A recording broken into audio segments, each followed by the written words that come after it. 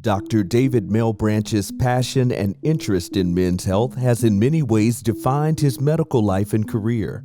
Blossoming during his residency, Dr. Malebranche sensed a need for a space that helped men navigate their care and wellness. As I started to develop more into medical school and my training in my residency program in New York City doing internal medicine, just seeing kind of the unique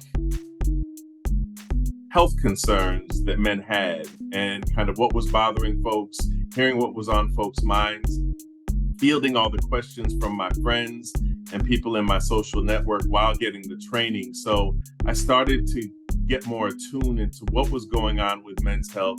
The personal nature of this work contributed to Dr. Malebranche's discovery and understanding of himself and shaped the many perspectives he brings to the medical field. When I step out of the door, I'm more than one thing. I'm a 54-year-old man. I'm a 54-year-old Black biracial man. I'm a 54-year-old Black biracial man, same gender loving, who is living with HIV, who is also a physician, a public health official, and a community activist and advocate.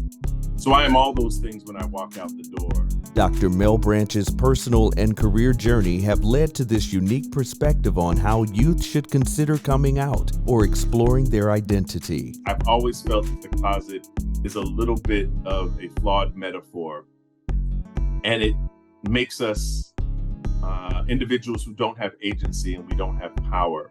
With inviting in, I would say to young people who are struggling, this is your space. This is your narrative. This is your story about who you are. You're not trapped in anything else that you need to come out of. You actually have the power and the agency to invite people in. You get to give people the privilege to know fully who you are. So you get to decide who is worthy of knowing who exactly you are and inviting them into your space. We salute David Malebranche for his advocacy and passion, for his commitment to creating a more compassionate health system where sexuality and race are irrelevant factors in care and healing. I want to thank Better Brothers Los Angeles, Vincent Holmes, and Scott Hamilton for the honor of this Advocate Award. I want to thank Cheryl Lee Ralph and the Diva Foundation for your vision and tireless advocacy. I also want to thank my mother, my sister, and my niece for being here to share in this award with me. My mother is right here.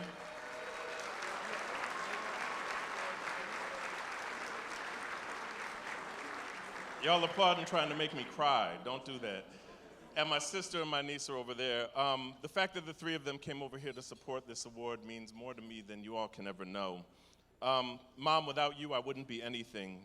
I thank you for giving me life and making sure I always had everything that I needed.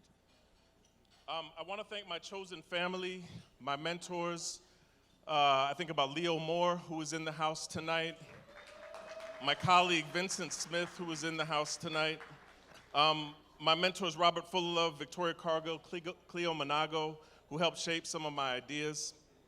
And thank John Peterson, who you saw in one of these pictures here. He was my mentor and uncle and friend when I needed him. I'm going to read some words, and I apologize about taking this time for this, but I've realized that when you have these moments, you have to take them. I could be dead tomorrow, so I got to say this stuff while I'm here with you right now. The dictionary defines an advocate as a person who speaks or writes in support or defense of another person.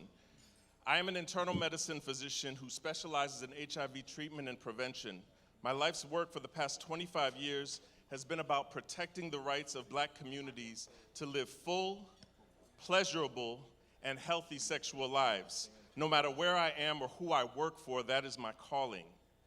When I thought about what I was going to say here today, I actually watched ESPN the other day and saw an interview with Jalen Hurts, the quarterback for the Philadelphia Eagles who went to the Super Bowl this year. They called him a double threat. One of the reasons, when he was in college, he was a prolific quarterback, but when he went to the NFL, they basically said to him, well, you need to be a running back because you run so fast, or you're an athlete, and we don't have a lot of Black quarterbacks. But he believed in himself and became the double threat that could both pass and run. But he actually calls himself a triple run, and he says, I can pass, I can run, and I can think. And he showed that going to the Super Bowl this year. And I see my nephew, Gabriel Maldonado, over there, so I want to say, hey, Gabe, and I love you dearly.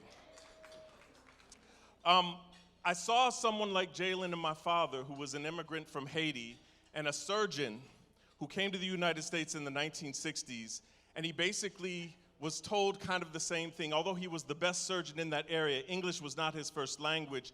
He ended up being told that it was because of his bedside manner that he was such a good surgeon.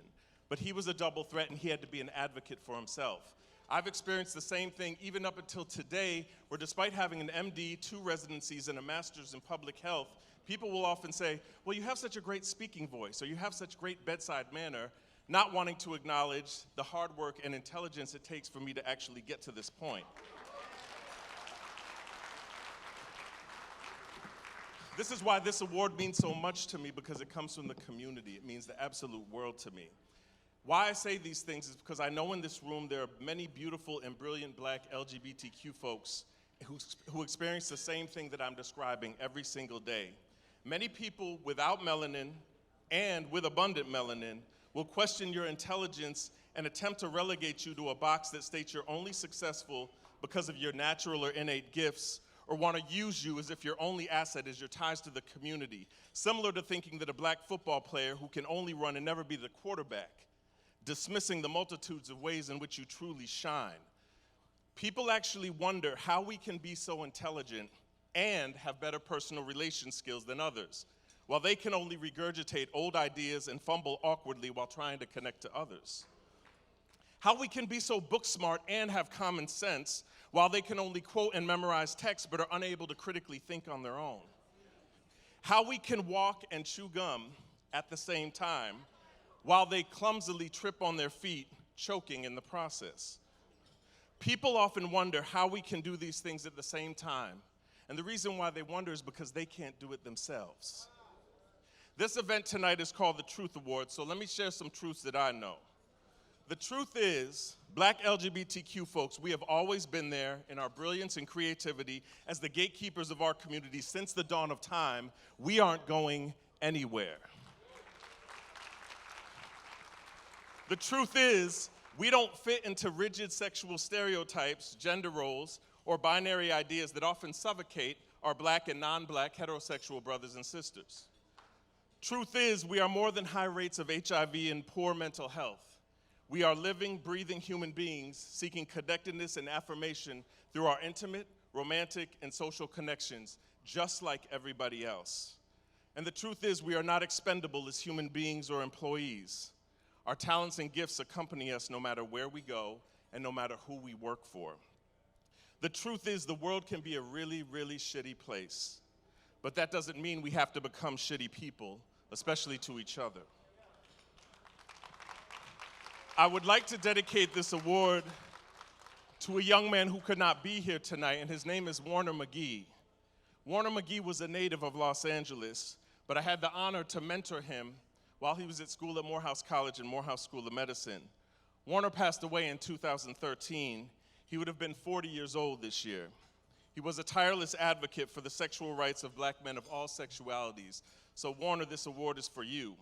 And I'll leave you with this, and I apologize for spending so much time on this stage, but understand, especially for the youth in this room, that you can combine your unique skill sets in any way that you see fit. Just because others are incapable of doing things in original and innovative ways does not mean that it can't be done. Don't let anyone dim your light. Be the double threat, the triple threat, the quadruple threat, the quintuple threat you were put on this earth to be. But however you do it, support yourself first, then you can support others. That's what being an advocate is all about. Thank you very much, Better Brothers LA, for that award.